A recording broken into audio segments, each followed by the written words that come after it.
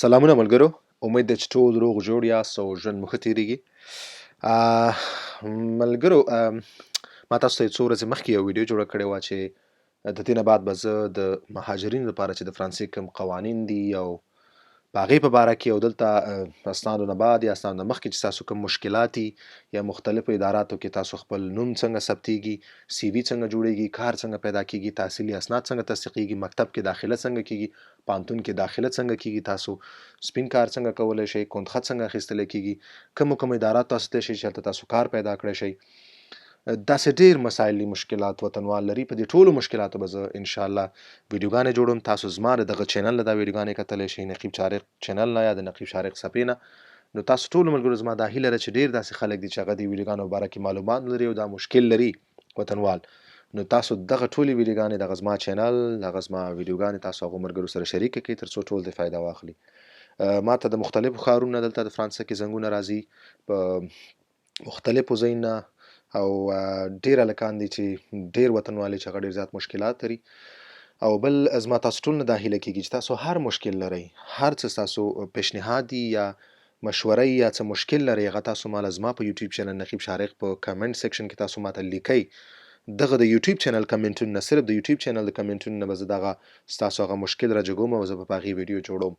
نو دا فرانسوي زده کړې به ورسره هم روانې دا کورس او دغه ویډیوګانې به همې صحیح دی. نو تاسو ټول بیا یو دا جدي زما یو هیله ده، غوښتنه ده وبښئ چې دغه ویډیوګانې تاسو ټول خپلو ملګرو سره چې دلته یې کوم نه خبر تاسو سره اوسیږي، تاسو پیژنئ، هغو ټولو سره شریک کړئ تر څو موږ ټولو چې څومره دي د ټولو د مشکل لپاره یو حل لاره پیدا شي. صحیح دی. او ستاسو دلته چې کوم ژوند دی یا کوم مشکلات دي هغه حل شي او تاسو له اسانتیا پیدا شي. ښه نو راځئ اوس درس طرف راشئ. نننی زموږ چې کوم دی هغه پنځه دېرشم درس دی او دا هم په پخیزا یا پریزنټ ټنس یا موجوده زمانه باندې دی. نن هم موږ دریم ګروپ باندې خبره کوو او نن موږ په هغه افعالو خبره کوو چې کوم په دریم ګروپ کې راځي، هغه د او ای اغ سره یا او آی آر سره ختمیږي. Troisième groupe de verbe avec O, I, R. صحیح دی؟ نو په دې به موږ نن خبره کوو چې دا موږ په موجوده زمانه کې دا موږ څنګه استفاده کولی شو، دې کې څه تغییرات راځي او د سرجملې موږ د مختلفو ضمیرونو سره دې کې څه چینجز موږ راوستلی شو او څنګه جملې جوړولی شو. نو دا زموږ نننی درس دی. وبښئ، راځئ چې درس شروع کړو. ښه، دا هم دریم ګروپ دی او دا د verb irrégulier یا irregular verbs ورته انګلیسي کې وایي یا موږ پښتو کې ویلی شو ساده، چې هغه افعال چې کوم څه قاعده قانون نه لري. صحیح ده. قاعده قانون څه معنا ده؟ مخکې هغه ته بیا زه ښیم چې یعنې یو ضمیر سره یو استعمالیږي، هلته یو قاعده یو بیا چې بل سره استعمالیږي بل قاعده یي. صحیح ده. د سټرکچر نه علاوه، لکه څنګه دی نه علاوه مخکې راځي.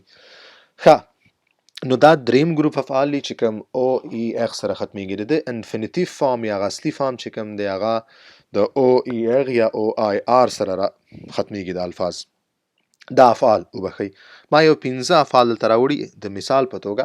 داسې نور هم ډېر زیات فعلونه شته دی، تاسو کتلی شئ، پیدا کولی شئ. دغه پنځه کوم دي، هغه پنځه واړه ته که تاسو وګورئ هغه پنځه واړه د او ای اغ سره ختمیږي. لکه اولنی واغ کتلو ته وایي. بیا د غواغ مطلب بیا لیدل، بیا کتل. صحیح دی. لکه موږ انګلیسي کې وایي سی یو اگین، سی اگین. صحیح دی. دریم چې کوم دی غصواغ حاصلولو ته وایي، ریسیو نه اخیستلی شوی دی. بیا دسواغ مایوسه کېدل یا ډسیو نه یا دوکه کول، مایوسه کېدل هغې نه اخیستل شوی دی، ډسیو نه اخیستلی شوی دی انګلیسي نه. بیا موږ سره بل دی کنسواغ کنسیو نه اخیستلی شوی، یعنې سوچ کول، فکر کول. که دغه پنځه افعال تاسو وګورئ دا ټول د او ای اغ یا او آی آر سره ختمیږي. صحیح دی. بیا دا زه تکراروم صحیح تلفظ لپاره: واغ، غواغ، غصواغ، دسواغ، کنسواغ. صحیح دی. راځئ دا خو انفینیټیو اصلي فارم و، اصلي حالت. اوس دا به موږ څنګه دی کې استعمالو. صحیح دی. ښه، اول د دې سخته وګورئ. ژ سره به تاسو ورب سره اس اضافه کوئ، چو سره فعل سره به اس اضافه کوئ، ایل یا ایل چې راشي فعل سره به تاسو تی یا ټي اضافه کوئ، نو چې راشي ورب سره تاسو او ان اس اضافه کوئ، وو چې راشي او زد یا ای زد به تاسو ورب سره اضافه کوئ. که ایل یا ایل جمع راشي تاسو فعل سره ان تی یا ای ان تی اضافه کوئ. صحیح دی. دا خو شو سټرکچر، دا تل یاد ساتئ، تاسو له به اسانتیا وي. ښه راځئ اوس ما یو څه مثالونه جوړ کړي دي او دا مې په جملو کې د دې نه استفاده کړې په دغه د مختلف ضمیرونو سره څه بدلون راځي. صحیح دی. اولنې که موږ ګورو je vas, je vas, tu vas, tu vas, il y a, elle va. تر دې ځای پورې که تاسو ګورئ وا ته او آی راغلی او هغه اس ژو سره اضافه کېږي، چو سره اس اضافه کېږي او ایل یا ال سره ټي اضافه کېږي هماغه راوړی، څه فرق دلته نشته. اوس لاندې درې چې کوم ضمیرونه دي نو وو ایل یا ال جمع چې کوم دی هغو سره په سپیلنګ کې لږ فرق راغلی، نو ځکه دې له ایریګولیر هغه افعال چې ایریګولر دي څه قاعده قانون نه لري. لکه نو ته تاسو ګورئ غوږ شئ زه څنګه تلفظ کوم نو وایو، نو وایو، بیا وو وایې، وو وایې، il y a elle va. صحیح دی. زه بیا تکراروم. ګوره لنني درې ضمیرونو سره چې کوم دی هغه سپیلنګ مختلف دی او ولني درېو سره لږ مختلف دی. نور موږ هغه اس اس تی او ان اس ا زد یا ا ان تی هغه هم د سټرکچر مطابق ساخ مطابق دغه خپل ضمیر سره اضافه کړی. je vas, tu vas, il elle va, nous voyons, vous voyez, il y a elle va.